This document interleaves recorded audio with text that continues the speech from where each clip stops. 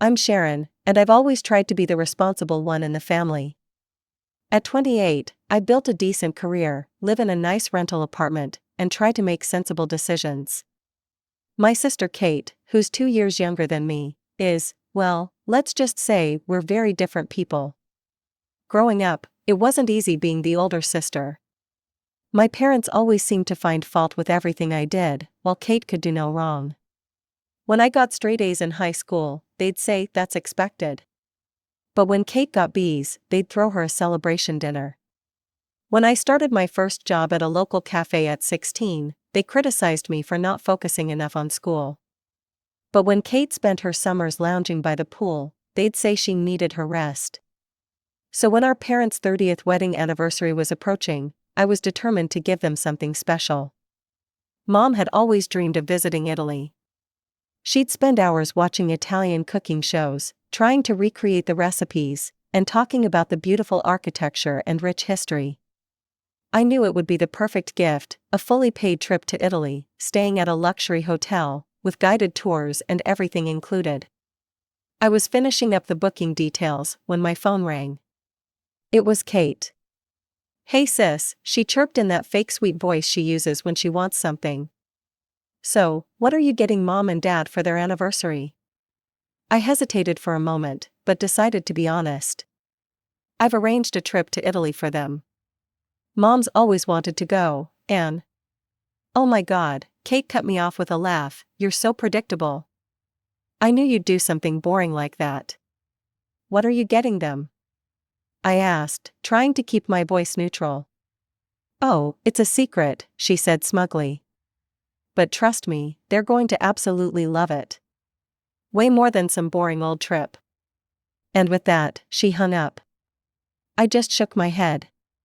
Kate had always been like this, always trying to make a spectacle of everything. People who didn't know her well thought she was so interesting and unique. But I knew better. Behind all the grand gestures and dramatic flourishes, there wasn't much substance. The day of the anniversary arrived, and I carefully packed the plane tickets in a beautiful little box, before taking a taxi to the restaurant. When I got there, the place was already buzzing with relatives and family friends. I made my way through the crowd, hugging Mom and Dad, while Kate flitted around the restaurant like a hyperactive butterfly, pretending she was in charge of organizing everything. "The appetizers need to go on that table," she was telling a confused-looking waiter, even though Mom had already arranged everything perfectly. I rolled my eyes, but kept quiet. That was another thing about Kate, she always had to make everything about her, even our parents' anniversary. The guests started taking their seats, and the gift-giving began. I waited patiently as relatives and friends gave their presents and made speeches. Mom and Dad were beaming, tears in their eyes as they listened to everyone's kind words. Finally, I stood up, ready to present my gift and say a few words I'd carefully prepared. But before I could open my mouth, Kate jumped up. "Everyone, please look outside," she announced dramatically. The whole restaurant turned to the windows, and there it was, a brand new red Audi A6, complete with an enormous bow on top.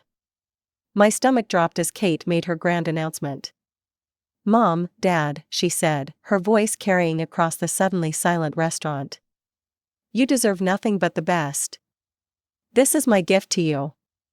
The restaurant erupted in gasps and applause. Mom and Dad burst into tears, throwing their arms around Kate.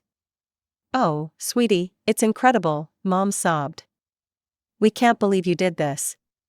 Everyone rushed outside to take pictures with the car. I stood in the doorway, clutching my little gift box, feeling smaller by the second. After what felt like forever, people started filing back inside for dinner. I cleared my throat. I also have something for you," I said, trying to keep my voice steady as I handed over my gift. Mom and Dad opened the box, barely glancing at the tickets. "Oh, thank you, Sharon," Dad said flatly. "Well, my gift was obviously much more expensive and useful," Kate announced loudly. "I mean, a car versus a vacation? No comparison." Instead of scolding her for being rude, our parents just smiled and suggested everyone start eating. Throughout dinner, all I could hear was Mom and Dad gushing about what an amazing, generous daughter Kate was. I pushed my food around my plate, feeling invisible. After an hour, I couldn't take it anymore. I made up an excuse about work and left. Nobody even noticed. 2 weeks passed, and I threw myself into work, staying late at the office and taking on extra projects, anything to keep my mind off how hurt I felt. But then one ordinary Tuesday afternoon, an email popped up in my work inbox that made my blood run cold. It was from Kate, and attached was a bill for $60,000, the cost of the Audi A6 she'd given our parents. At first, I thought it must be some kind of mistake. Maybe she sent it to me by accident? But deep down, I knew better. This had Kate written all over it. My hands were shaking as I dialed her number. She picked up on the first ring, as if she'd been waiting for my call. "What is this bill about?" I asked, trying to keep my voice steady, despite the anger building inside me. "Oh, that," Kate replied, sounding absolutely casual, like we were discussing the weather. "Yeah, so I got the car on credit, and I don't have the money to pay for it. So you need to take care of it." I nearly dropped my phone. "Are you serious right now? You bought a car you couldn't afford, made this huge show of giving it to Mom and Dad, and now you expect me to pay for it?" "Exactly," she chirped, "you got it. Have you lost your mind?" I couldn't believe what I was hearing. "You strutted around that restaurant like some big shot, made me look like a cheapskate in front of everyone, and now you want me to foot the bill for your gift?" "Don't be so dramatic, Sharon," Kate said, her voice taking on that condescending tone I knew so well. "It's just money. You have a good job, you can afford it."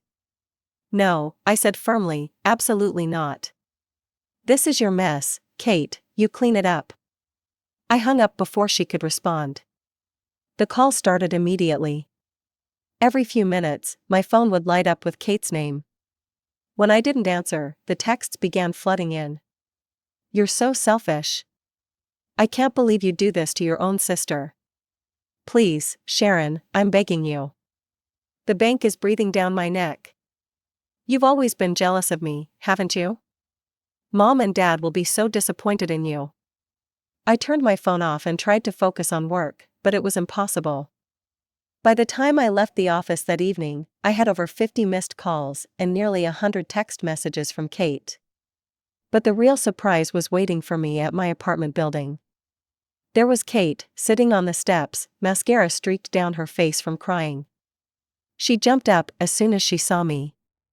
"Finally," she shrieked. "I've been waiting here for 2 hours. How could you ignore me like this?" I tried to walk past her, but she grabbed my arm. "Sharon, please, you have to help me. The bank wants the first payment, and I don't have it. I don't have any of it." "Maybe you should have thought about that before buying a car you couldn't afford," I said, pulling my arm free. "Did you think about the payments at all when you were showing off at the restaurant?" She started crying harder, but for once, her tears didn't move me. I'd seen this act too many times before. "Instead of standing here crying, you should be figuring out how to pay for the car you bought," I told her. "This isn't my problem, Kate, it's yours."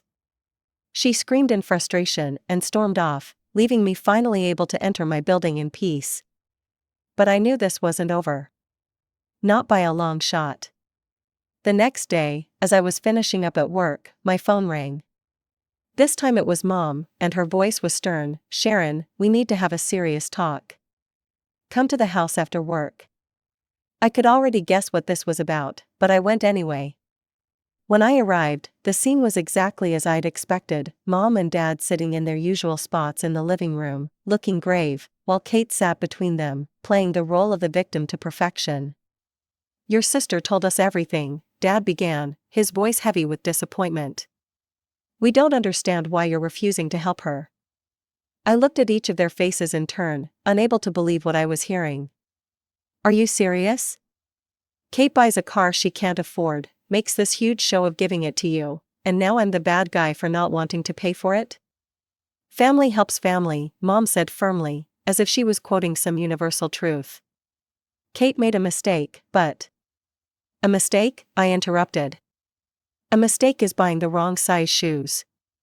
This was calculated. She knew exactly what she was doing when she upstaged my gift and made me look bad in front of everyone. Don't be so dramatic, Kate sniffled. The bank keeps calling me. They want the first payment now. That tends to happen when you take out a loan, I said dryly. Did you think they were just giving away cars for free?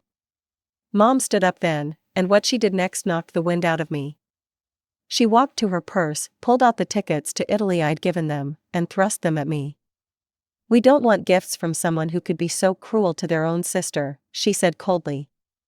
Cancel everything and give us the refund. We'll give the money to Kate for the car payments. I stared at the tickets in my hand, feeling like I'd been slapped. So you're rejecting my gift? The one I spent months planning, because I knew how much Mom always wanted to see Italy? Yes, Dad said firmly, until you do the right thing and help your sister. The familiar urge to argue, to defend myself, to make them understand rose up in my throat. But something stopped me. Maybe it was exhaustion. Maybe it was clarity. Or maybe, for the first time in my life, I realized that nothing I said would ever change their minds. So instead of arguing, I simply stood up, placed the tickets carefully in my bag, and looked at my family one last time. Mom and Dad sat there expectantly, probably waiting for me to break down and agree to their demands. Kate watched me with that familiar smug look, assuming she'd won again. I'll take care of the tickets, I said quietly, my voice betraying nothing of what I was thinking. Not a hint of the plan already forming in my mind. Good, Mom said firmly. Let us know when you have the refund. As I drove home that night, my mind was already working through the details of what I would do next. They thought they knew me so well, predictable, reliable Sharon who always did what was expected of her. They were about to learn just how wrong they were. Back in my apartment, I sat at my kitchen table until 3 a.m, staring at those tickets to Italy.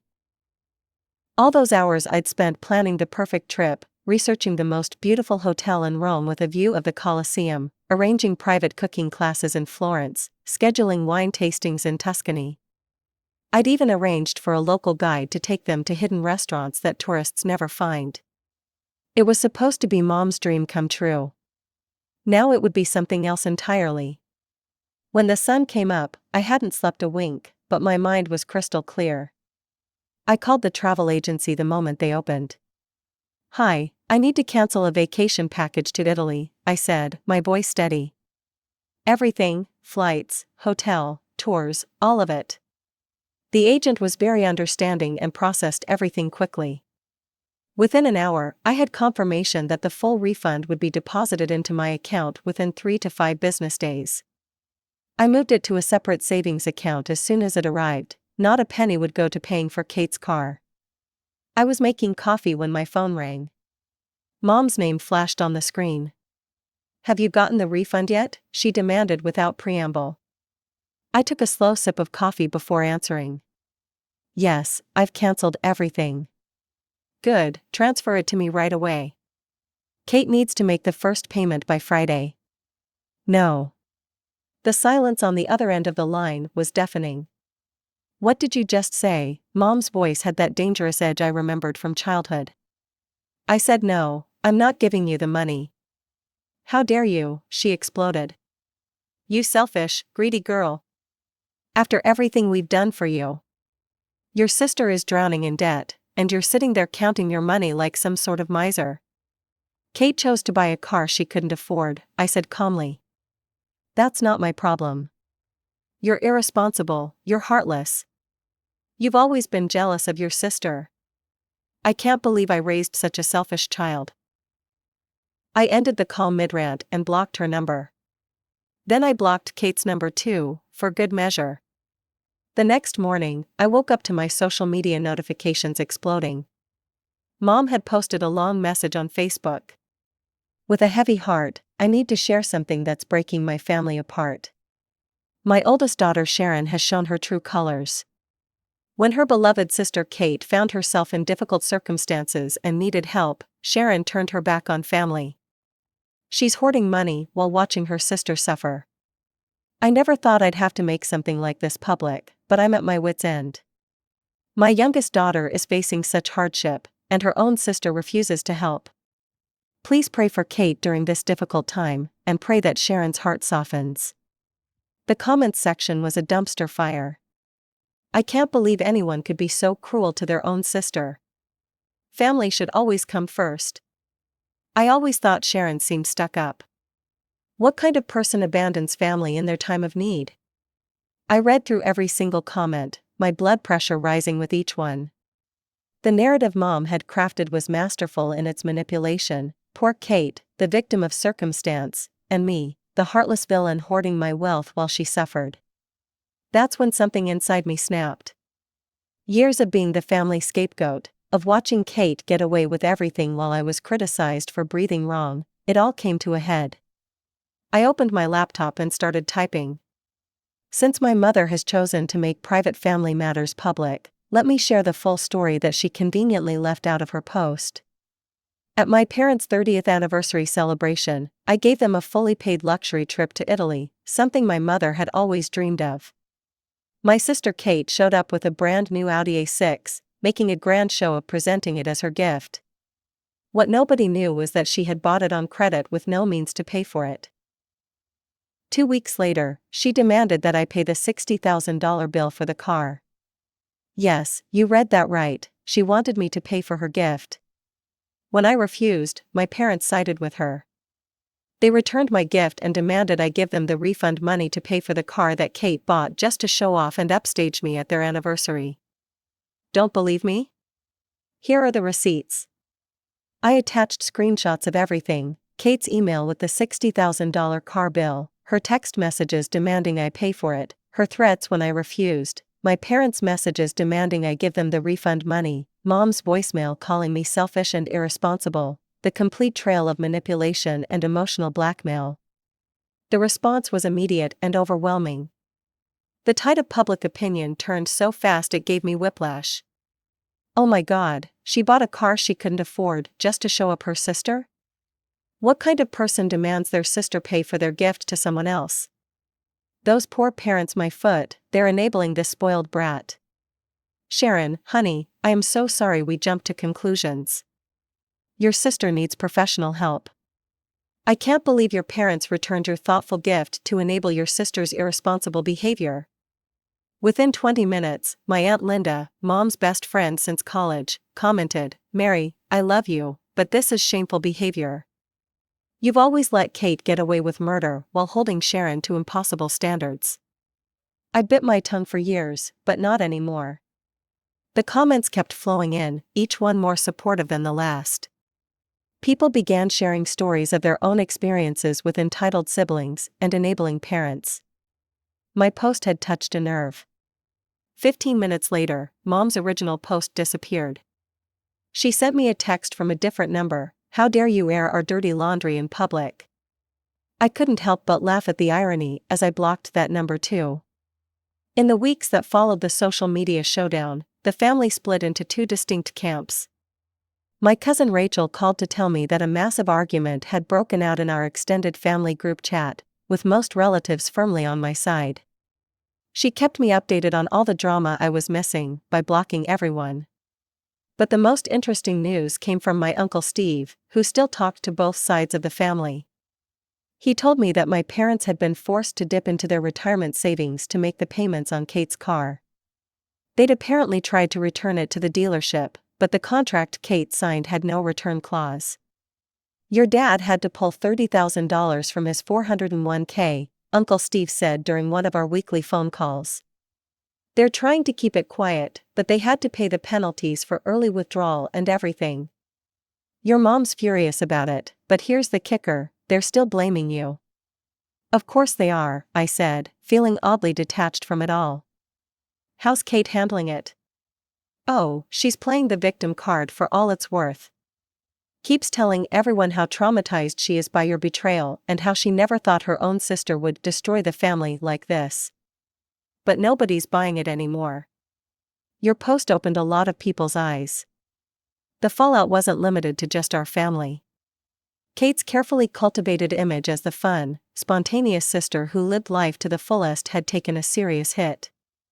Several of her friends reached out to me privately to share similar stories of her grand gestures that always seemed to end with someone else footing the bill. She threw this huge surprise birthday party for me last year, her college roommate Sarah confided. Rented out a whole restaurant, ordered expensive champagne, had a live band, everything. Then 2 weeks later, she started hinting that since it was my party, I should help pay for it. I ended up covering most of the cost because she guilted me into it. I thought I was the only one she did this to. My parents, meanwhile, were getting a taste of their own medicine. Their friends, who had watched them favor Kate and criticize me for years, were finally speaking up. Mom's friend since high school, Janet, apparently confronted her at their weekly bridge game. Your mother tried to defend herself, Uncle Steve reported.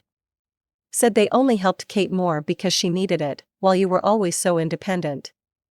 Janet asked her if it ever occurred to them that maybe you had to be independent because they were too busy bailing Kate out to help you. I listened to all these updates with a strange mix of vindication and sadness. Part of me was glad the truth was finally out, but another part mourned the family relationships that would never be the same. Not that they had been particularly healthy to begin with. The most surprising development came from my younger cousin Emily, who was starting college in the fall. She called me one evening, sounding nervous. I wanted to thank you, she said. For standing up to them, I mean. I've been watching how Aunt Mary and Uncle John treat you and Kate my whole life, and, well, I always felt pressure to be more like Kate. You know, flashy and exciting. But seeing you stand your ground made me realize it's okay to be responsible and set boundaries. Mom says you're her new hero. As the family drama played out, I threw myself into planning my Mexico trip. Every evening after work, I researched different destinations and experiences, building an itinerary that was purely for me, not to please anyone else or prove anything to anyone. I decided on a mix of cultural exploration and adventure, starting in Mexico City with its amazing museums and historical sites, then to Oaxaca for its incredible food scene, followed by some time in Tulum for its beaches and cenotes, and finally to Chichen Itza to explore the Mayan ruins. I booked cooking classes, photography tours, and even a few scuba diving lessons. Everything I'd always wanted to do, but had put off while trying to be the responsible one. The day before my departure, I received a thick envelope in the mail.